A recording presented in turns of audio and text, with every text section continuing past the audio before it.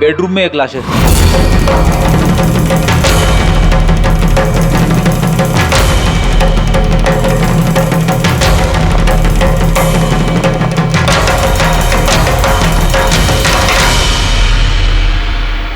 आवाज सुन के उठने की कोशिश की होगी, यहीं पे मार दिया।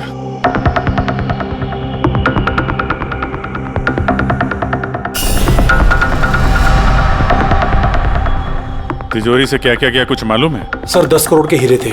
2 हफ्ते पहले मैंने पॉलिश के लिए दिए थे, सारे के सारे चले गए। हीरे? सर बाथरूम में हथियार है।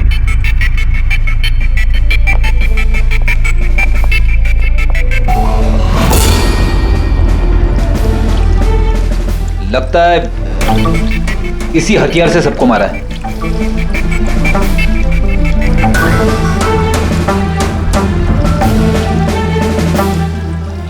अच्छा खासा साफ कर दिया है, वो भी साबुन से।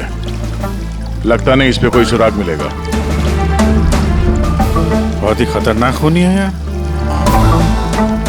पहले 3 खून करता है, अबे यहीं बाथरूम में बैठ के हथियार साफ करता है। साइकोपैथ।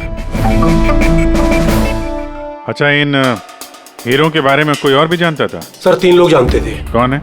आइए बताता हूँ सर। एक सेठ भाई का भतीजा करुणेश, 2 एम्प्लॉय थे, सतीश और सर मानिक। आइए सर मैं दिखाता हूँ।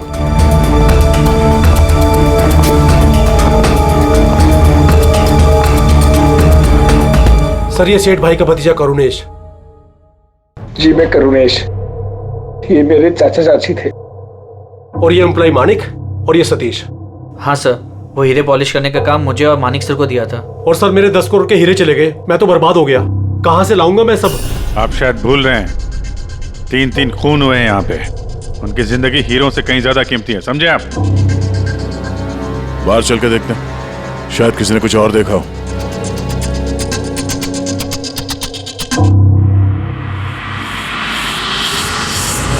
हमें कल रात की सीसीटीवी फुटेज चाहिए। ये कैमरा चल रहा है ना? हाँ साहब, लेकिन कल रात 2 से 3 बजे के बीच लाइट कट गई थी साहब। उस समय का तो कुछ मिल नहीं पाएगा साहब, लेकिन उसके पहले और बाद का सब है साहब। 2 से 3 बिजली नहीं थे, शायद खून भी उसी वक्त हुआ। लेकिन कल रात 2 से 3 बजे के बीच लाइट कट गई थी साहब। उस समय का तो कुछ मिल नहीं पाएगा साहब, लेकिन उसके पहले और बाद का सब है साहब। 2 से 3 बिजली नहीं थे, शायद खून भी उसी वक्त हुआ। उस दौरान तुमने किसी अनजान आदमी को यहाँ आते जाते देखा था? साहब रात को 2:30 बजे सेठ साहब के बाजू वाले घर से 4 बच्चे लोग गाड़ी लेके निकल गए। वो फ्लैट किसका है? वो प्रेरणा मैडम का। प्रेरणा मैडम और उनके मम्मी पापा वहाँ रहते हैं। पिछले हफ्ते भर से उनके मम्मी पापा बाहर गाँव चले गए और उनकी गाड़ी लेके सब गए। हाँ सर, वो जल्दी में थे और कुछ परेशान भी थे। हमने ज्यादा ध्यान नहीं दिया क्योंकि हम लोग बिजली के चक्कर में परेशान थे। तो गाड़ी की डिटेल है तुम्हारे पास? मिलेगी ना सर? ये बच्चे जरूर कुछ जानते होंगे इसके बारे में। सब जगह अलर्ट कर देते, कहाँ जाएंगे भाग के। सर देखा सुना तो नहीं है, लेकिन कल रात एक अजीब बात हो गई थी। करीब 1 घंटे तक कल रात बिजली नहीं थी। हाँ सर। सर ये पॉश एरिया है, यहाँ कभी लाइट जाती नहीं है। बिजली अपने आप तो नहीं कटी होगी, कातिल ने जानबूझकर पावर सप्लाई काट दी होगी।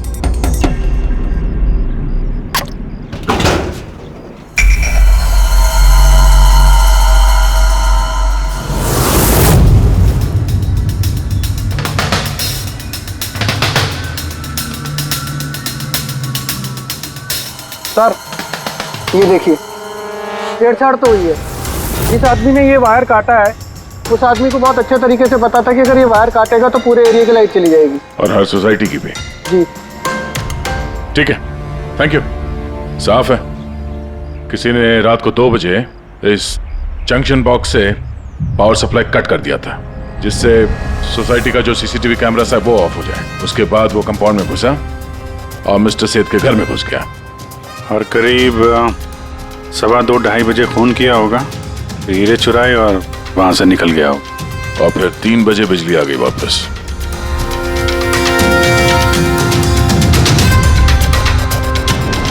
सर आपकी थियोरी में थोड़ी गड़बड़ लग रही है। क्या गड़बड़ है? उन तीनों की मौत 2 से 3 के बीच नहीं हुई है। क्या? तो फिर मौत कब हुई? इसके लगभग 1-1.25 घंटे पहले। मतलब 1:15 से 1:15 बजे के बीच। ये कैसे पॉसिबल है सर?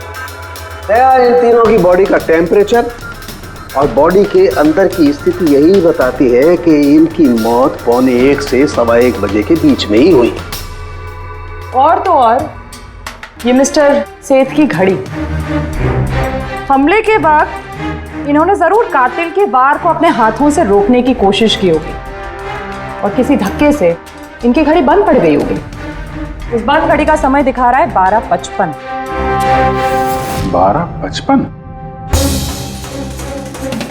तो अगर मौत 1:15 से 1:15 बजे के बीच हुई तो कातिल उसके पहले आया होगा। लेकिन बिल्डिंग की लाइट तो 2 बजे तक चल रही थी सर, और सीसीटीवी कैमरे भी काम कर रहे थे। और बिल्डिंग में सिक्योरिटी भी काफी अच्छी है सर। और सर एक वॉचमैन तो मिस्टर सेठ के घर के नीचे ही खड़ा था। हमने तो सीसीटीवी फुटेज चेक किया था, 2 बजे तक तो कातिल अंदर आया नहीं। तो आया कब? और फिर कातिल ने मर्डर करने के 1 घंटे बाद पावर कट क्यों किया? रेडी? हाँ रेडी। अच्छा, वेरी गुड। रेडी ने उन चारों बच्चों को पकड़ लिया है। शहर से बाहर भागने की कोशिश कर रहे थे। वाशी ब्रिज के पास पकड़ लिया उन्हें। Great work. चारों को यहाँ ब्यूरो में लेकर आने को कहो।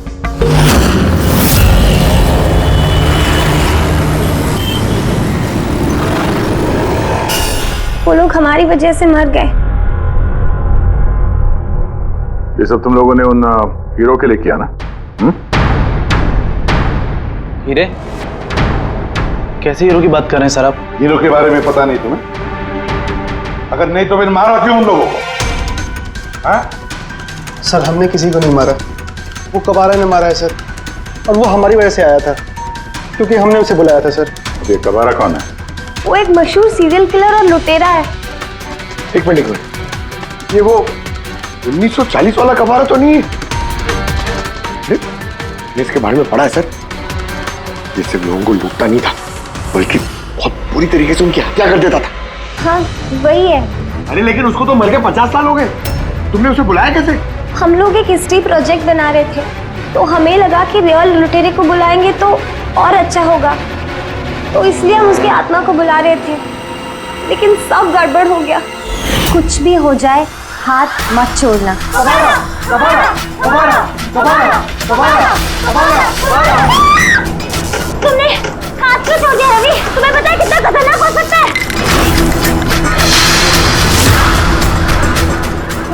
Let's just stand. कबारा, कबारा, कबारा, कबारा, कबारा, कबारा, कबारा। सर, फिर कुछ धड़ से आवाज आई और हमने उधर देखा तो वहाँ कबारा की परछाई थी। तुम बुला रहे थे? चुप चुप। भूत को बुला रहे हैं। अब तुम लोग पढ़े लिखे हो ना, ऐसे सब बातों पर विश्वास करते हो? 50 साल पहले मरे हुए आदमी की आत्मा आती है, खून कर जाती है और हीरे लेकर भाग जाती है। अरे ऐसे कभी होता है? सर उस साये को मैंने अपनी आंखों से देखा था। उसका मुंह, आंख, नाक कुछ भी नहीं था सर। कितने बजे देखा था उसे? सर 2:05 हुए थे। जब मैंने सेलफोन का टॉर्च ऑन किया था तो यही समय था सर। 2:05 यानी लाइट जाने के तुरंत बाद? यानी कातिल अकेला नहीं था, कोई और भी था उसके साथ में? वो कबारा था सर। हाँ सर, हम लोग बहुत घबरा गए थे और हम लोग वहाँ से मोनिका के हॉस्टल पे भाग गए। सर वो मैंने आप लोगों से एक बात छुपाई। एक्चुअली उस रात दोस्तों को डराने के लिए मैंने फ्लैशलाइट के साथ छेड़छाड़ की, उसे अपने पैरों से हिलाया और मैग्नेट के जरिए ब्लड और कबारा लिखा था सर। सॉरी सर, लेकिन वो साया और वो डरावनी शक्ल मैंने देखी थी, वो कबारा की आत्मा थी सर। एक बात अच्छी तरह से याद रखना है, ये आत्मा वात्मा सब बकवास है। पंकज, इन सबके घर पर फोन करो, बुला लो घर वालों को, बोलो लेकर जाए यहाँ से इनको। अभिजीत, इन बच्चों ने कुछ न कुछ तो देखा जरूर है, कुछ तो देखा है, और जो कुछ भी देखा है ना उसका संबंध इन 3 हत्याओं से है। पता लगाना पड़ेगा है कौन ये साया।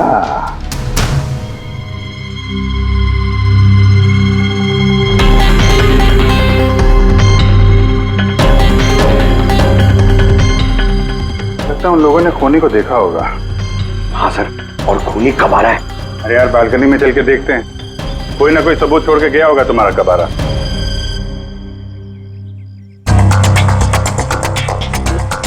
तो इसके गिरने की आवाज सुनी थी लोगों ने?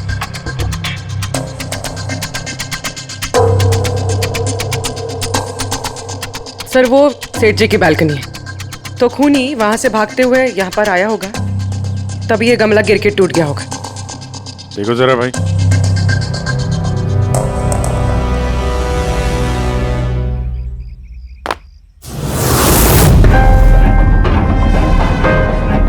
सर निशान क्लियर तो नहीं है, लेकिन लगता है ये 7 नंबर का जूता है। पैर काफी छोटा है, मतलब ऊंचाई कुछ ज्यादा नहीं होगी इसकी।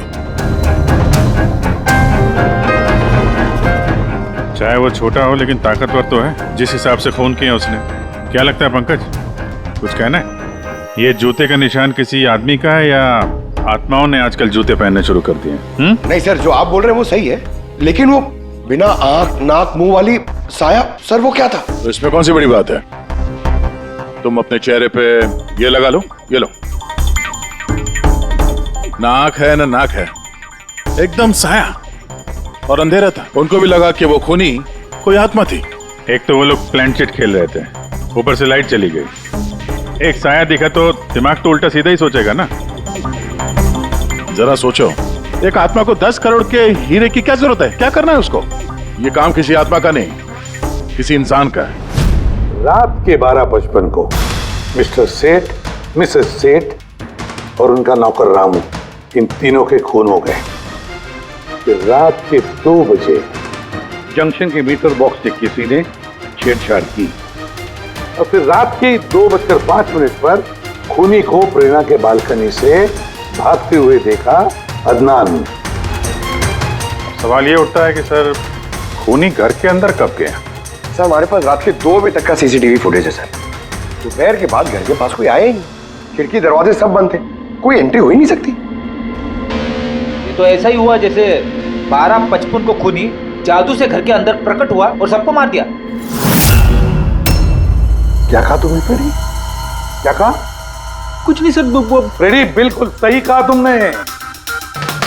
खूनी ने ऐसे ही किया होगा, बिल्कुल ऐसे ही किया होगा। मतलब काबरा का भूत? चुप। काबरा का भूत? मेरे कहने का मतलब है कि खूनी कत्ल की रात पहले से ही वहां मौजूद था, बाहर नहीं निकला था वो। यानी घर के अंदर था कोई आदमी? लेकिन सर घर के तो सारे लोग मारे गए। कोई और दया, कोई और था जो कत्ल की रात से पहले ही कमरे के अंदर बैठा था, बाहर नहीं निकला था। एक काम करते हैं, सीसीटीवी फुटेज चेक करते हैं, देखते हैं कत्ल के 2-4 दिन पहले कौन कौन मिस्टर मिसेस सेठ के घर आया था। और दया, अभिजीत, तुम शेठ के घर जाओ और देखो कहीं कोई छुपने की जगह है क्या।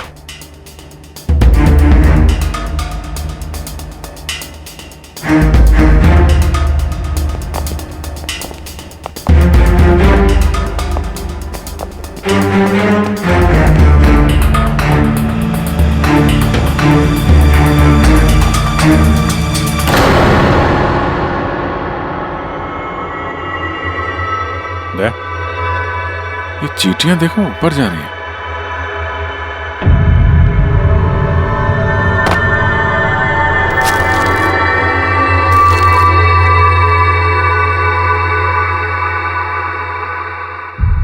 Dry fruits?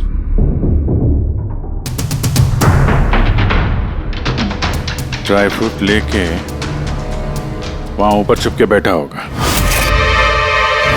जगह भी अच्छी है छुपने की, मौके के इंतजार में। लेकिन ये घर के अंदर घुसा कब होगा?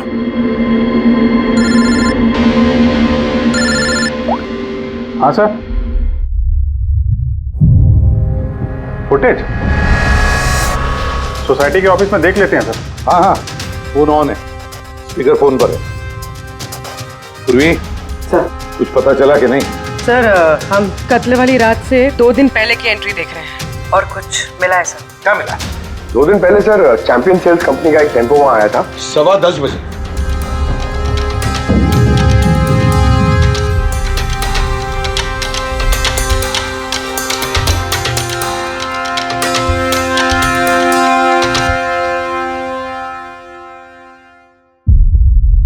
और सर उसके दूसरे दिन यानी कत्ल से 1 दिन पहले चैंपियन सेल्स का टेक्नीशियन मिस्टर सेठ के घर आया था। 1 घंटे रुका रहा और फिर चला गया।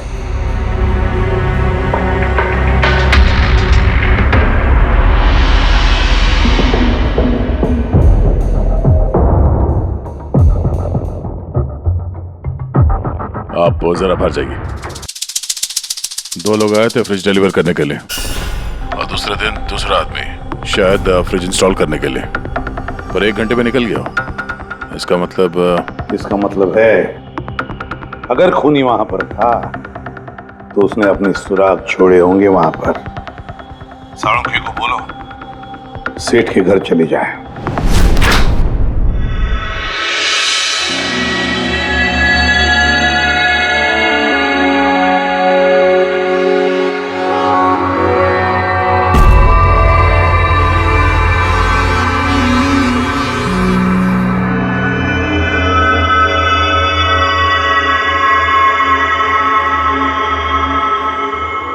कुछ मिला डॉक्टर साहब?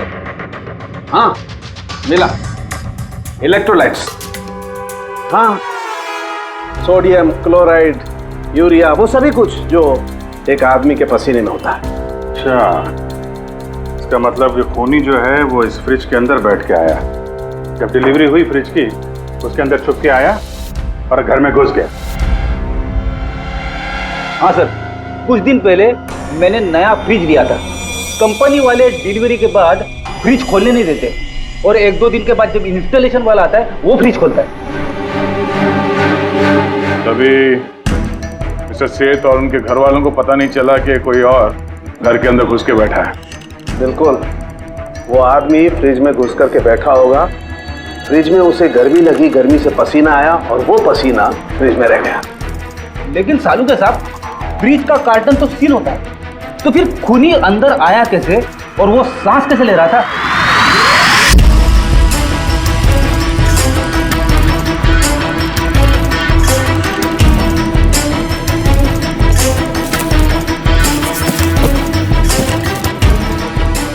ये देखो, तो यहां से सांस ले रहा था वो। ये तो ट्रोजन हॉर्स वाली कहानी हो गई। Trojan horse? अब ये क्या है? यार, एक बहुत बड़ा लकड़ी का घोड़ा, लेकिन अंदर से खाली, खोखला। अंदर से खोखला? हाँ, जिसके जरिए ग्रीक सैनिकों ने ट्रॉय में घुसपैठ की थी। ग्रीक सैनिकों ने एक बहुत बड़ा लकड़ी का घोड़ा ट्रॉय में भेजा, जिसमें सैनिक पहले से ही थे। ट्रॉय में पहुंच के एक सैनिक घोड़े से बाहर निकले और उन्होंने ट्रॉय पे हमला कर दिया। इस खूनी ने भी वही तरीका चुना है और कामयाब भी रहा।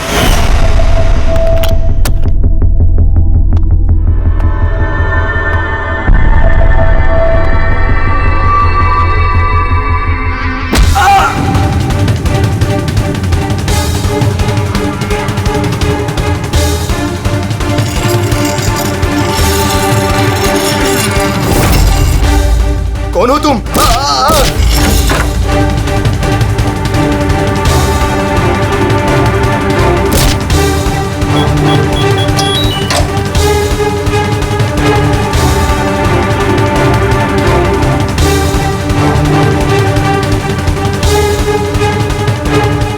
और भागने से पहले उसने अपने हाथ धोए, हथियार साफ किया और ठीक 2 बजे उसका साथी जो नीचे इंतजार कर रहा था उसने पावर स्विच ऑफ कर दिया और अंधेरे का फायदा उठा के वो यहां से भाग निकला।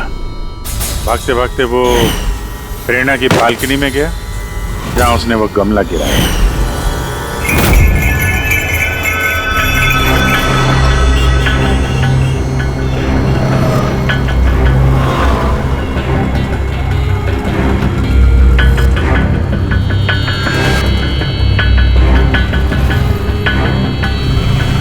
सर, ये चैंपियंस कंपनी के मैनेजर।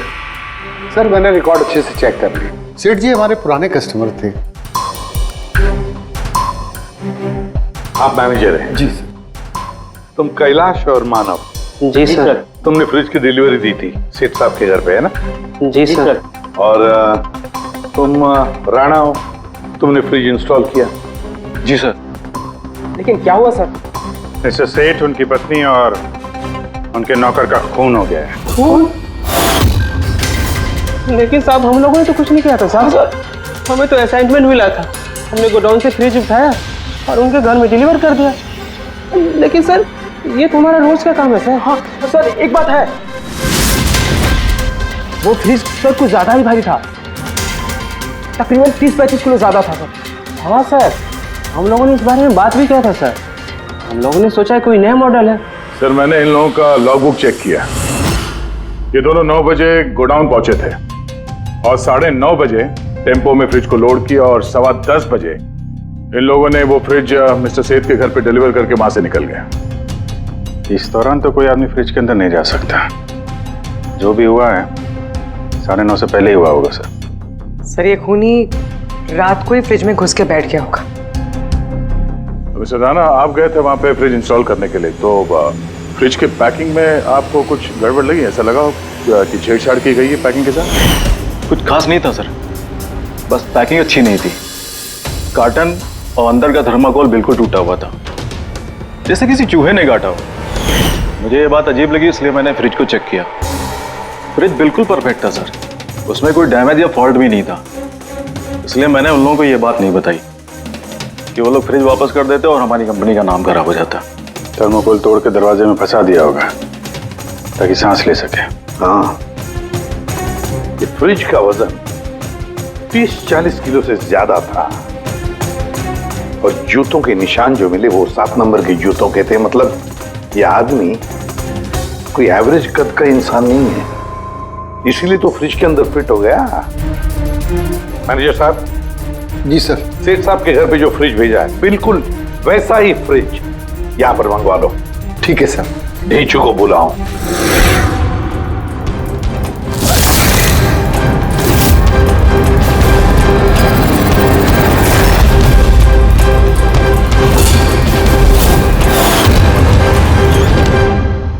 आपने बुलाया और हम चले आए। अरे वाह, कैसे हो रेचू? अरे सर, क्या बात है, इतने टाइम बाद मिल रहे हो, सब ठीक ठाक है?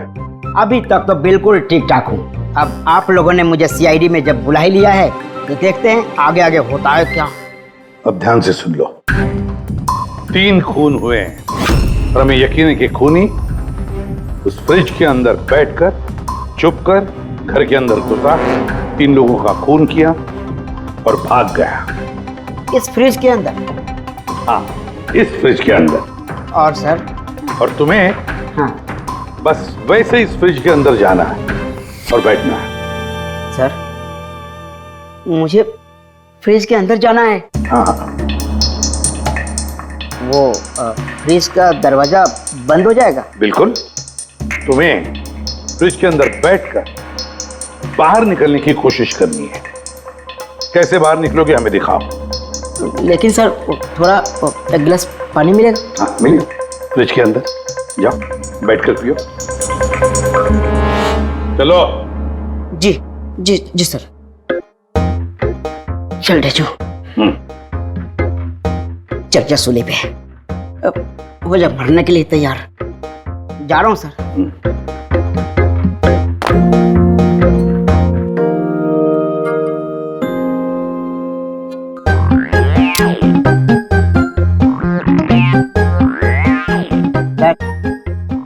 देखिए, अब देखिए ढेंचू का कमाल।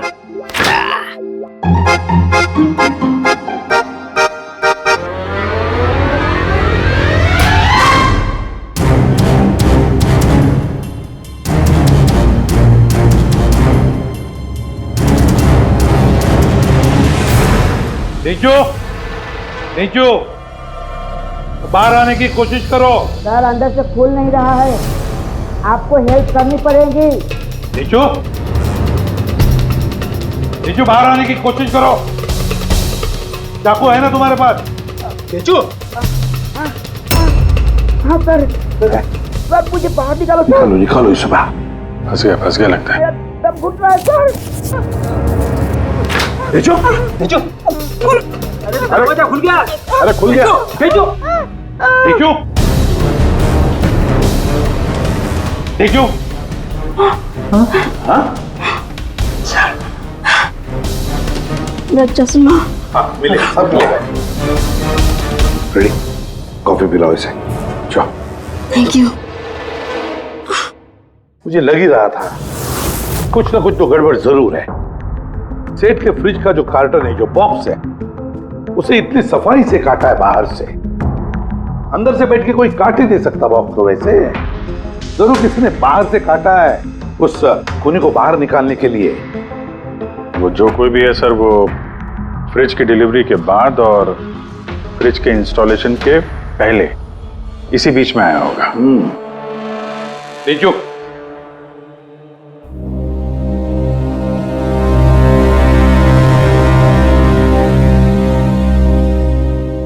जो काम करो, हमारा ये खूनी दुबला पतला है, 30-40 किलो का है, मगर ताकतवर है। तुम्हें ऐसे आदमी को ढूंढना है जिसके पास अचानक से ढेर सारा पैसा आया है, जो जुए में उड़ा रहा है, नाच गाने में पैसे उड़ा रहा है। ऐसा आदमी वही हमारा खूनी है। सर। हाँ पूरी। सर, फ्रिज की डिलीवरी और इंस्टॉलेशन के बीच मिस्टर सेठ के घर 3 लोग आए। सर, पहला है पन्ना लाल। हाँ, पन्ना लाल सूरत से हीरे लेकर आया था और रात को मिस्टर सेठ के घर में ही ठहरा था। सर, वो हीरे तो उसी के थे, वो उनके लिए खून क्यों करे? हो सकता है उसने इन हीरों का इंश्योरेंस करवाया हो और इंश्योरेंस कंपनी से दुगना फायदा कमाने के चक्कर में ये सब खेल खेला उसने। और सर, दूसरा है मानिक। वो मिस्टर सेठ की कंपनी में काम करता था। हीरो की पॉलिश तो इसी ने की थी ना, क्या पता सर इसकी नीयत खराब हो गई हो। तीसरा है मिस्टर सेठ का भतीजा करुणेश। हाँ सर, ये करुणेश उनके यहाँ रहता नहीं था, उनकी कंपनी में काम करता था और हीरो के बारे में उसे सब कुछ पता था। हो सकता है लालच में आकर उसने उन लोगों का खून कर दिया। देखो। हाँ देखो, बोलो। सर, एक आदमी है विक्टर। सर, उसका हुलिया सेम टू सेम वैसा ही है जैसा आप लोगों ने बताया था। और सर, वो बड़ी आसानी से फ्रिज में समा सकता है। और सर, कुछ दिनों से वो बड़ी ही बकी बातें कर रहा है, जैसे उसे कोई कुबेर का खजाना हाथ लगने वाला हो या फिर कोई खजाना हाथ लग गया हो। सर, वो बड़ा ही सनकी और खूंखार टाइप का आदमी है। सुना है कुछ साल पहले वो सीरियल किलर भी रह चुका है। सर, एक और सबसे इम्पोर्टेंट बात, खून अगर विक्टर ने किया है तो अपने पास ज़्यादा वक्त नहीं है सर। या तो देश छोड़ चुका होगा या फिर देश छोड़ने की फिराक में होगा। विक्टर तो मोहरा है, उसके पीछे दिमाग कोई और ही है। ये विक्टर देश छोड़कर भागने की सोच रहा है।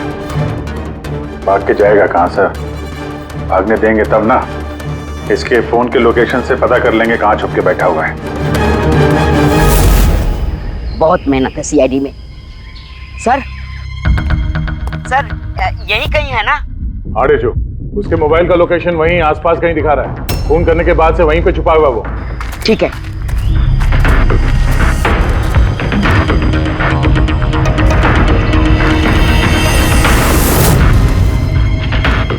तुम सही जा रहे हो और आगे बढ़ो।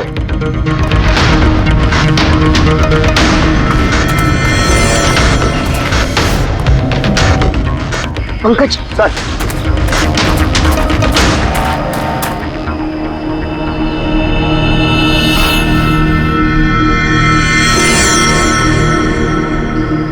सर, अब इसे कोई नहीं पकड़ पाएगा सर। पंकज, क्या बात कर रहे हो? क्या हुआ क्या है? सर, मर गया वो। एक आखिरी कड़ी बची थी, वो भी हाथ से गई। कैसे मर गया? सर, सर पे किसी ने पत्थर से या किसी चीज से मारा है सर, और मर के भी बहुत टाइम हो गया सर। बॉडी से बहुत बास आ रही है, बहुत बुरी हालत में है बॉडी। ठीक है पंकज, एम्बुलेंस बुलवा लो और तुम लोग वहां से निकलो। Okay sir. ओके। जैसे काम हो गया, उसको ठिकाने लगा दिया और लाश को कहीं फेंक दिया। सर, उन तीनों मर्डर्स के बाद ही विक्टर की फोन की लोकेशन वहीं दिखा रही थी। अच्छा, किसने किसने किए होंगे खून? ये पन्नालाल, माणिक या करुणेश? पन्नालाल, माणिक या करुणेश? हाँ बोलता हूं। अच्छा ठीक है, थैंक यू। ये पन्नालाल, माणिक और करुणेश, तीनों को फोरेंसिक लैब बुला लो। असली गुनहगार कौन है इसका पता चल गया। इस कार्टन के जरिए विक्टर को उस घर में भेजा गया था और ढेचू को अंदर भेज के ये बात तो प्रूव हो गई कि विक्टर अपने आप बाहर नहीं आया था। तो जाहिर है जरूर किसी ने उसकी मदद की है बाहर आने में। और जिसने भी उसकी मदद की वो इस सब का मास्टरमाइंड है, और वो तुम तीनों में से ही कोई एक है। ये आप क्या बोल रहे हैं? सर मैंने कुछ नहीं किया। आप लोग ऐसे कैसे बोल सकते हैं हमें? एक मिनट। किसी ने इस कार्टन को बड़े प्यार से बाहर से काटा, विक्टर को बाहर निकाला, फिर वापस डक्ट टेप से इस कार्टन को चिपका दिया। लेकिन इस कार्टन को चिपकाते वक्त उसने अपनी उंगलियों के निशान इस चिपचिपी इस जगह पर छोड़ दिए, जो अभी भी इंटैक्ट हैं,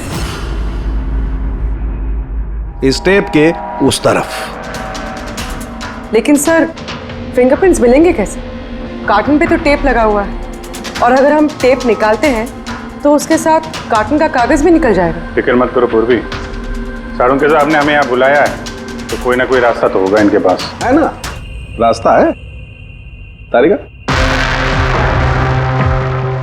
इस हेयर ड्रायर के जरिए इस हेयर ड्रायर को हम इस टेप के ऊपर इस्तेमाल करेंगे। इस ड्रायर के गर्म हवा से इस टेप के ऊपर का एडहेसिव गोंद कमजोर हो जाएगा।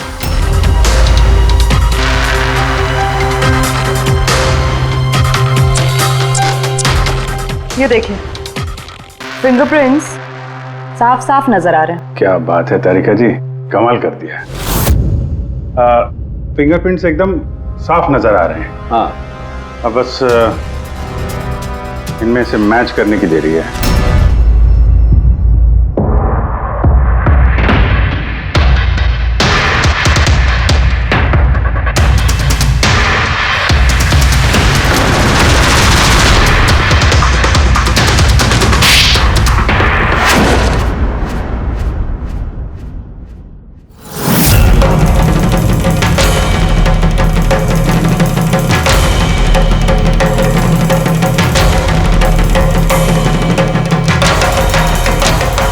करुणेश, हाँ, मैं नहीं किया। मुझे उन हीरो के बारे में पता था और मुझे ये भी पता था कि वो लोग एक नया फ्रिज लेने वाले हैं। और तभी मुझे एक आइडिया आया। मैंने उस फ्रिज को ट्रोजन हॉर्स की तरह यूज करके विक्टर को उस घर में पहुंचाया। विक्टर को तो मैंने हीरो का लालच दे दिया था और वो रात को वेयर हाउस जा पहुंचा और मौका देखकर अंकल के पर्ची वाले फ्रिज में जाकर छुपकर बैठ गया। फिर डिलीवरी के बाद तुम उनके घर गए और विक्टर को फ्रिज से बाहर निकाल लिया। उस रात मैं चाचा जी के घर पे ही रुका था।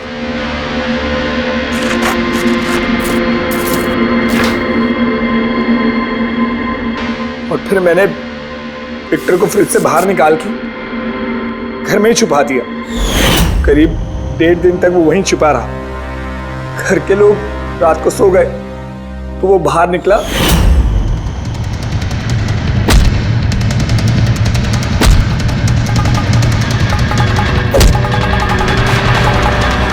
उसने सबको मारा और फिर हीरे चुराकर मेरे पावर कट करने का वेट किया। ओह, तो इसीलिए विक्टर अपने हथियार और हाथ साफ कर रहा था, इलेक्ट्रिसिटी बंद होने का इंतजार कर रहा था, क्यों? जी, फिर मैं विक्टर को अपने साथ ले गया।